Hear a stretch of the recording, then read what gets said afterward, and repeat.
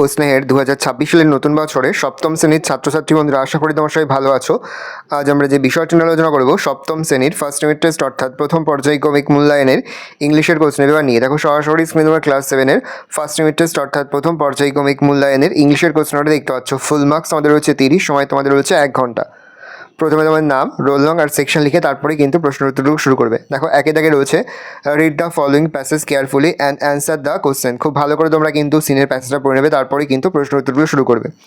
একের এ দাগে রয়েছে ঠিক দ্য কারেক্ট অল্টারনেটিভ, প্রশ্নের মান 1 করে 1 × 3 = 3। তারপর বি এর দাগে রয়েছে write T for true and F for false statements, প্রশ্নের মান 1 করে 1 × 3 = 3।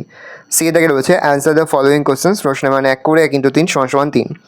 তারপরে তোমাদের দুই দাগে একটা আনসিনের প্যাসেজ রয়েছে, খুব ভালো করে তোমরা কিন্তু আনসিনের প্যাসেজটা পড়ে নেবে, তারপরেই কিন্তু প্রশ্ন উত্তরগুলো শুরু করবে।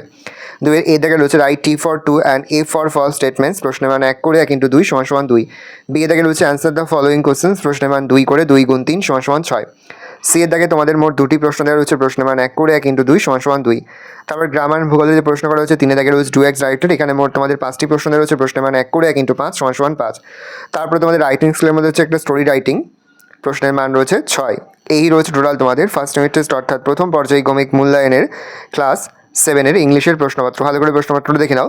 যে মুহূর্তে আমরা বিভিন্ন স্কুলের প্রশ্নপত্র হাতে পাচ্ছি, সবার ফার্স্ট ভিডিওর মাধ্যমে কিন্তু আমরা তোমাদের কাছে তুলে ধরছি। তোমরা কিন্তু অবশ্যই আমাদের চ্যানেলটা সাবস্ক্রাইব করে রাখবে।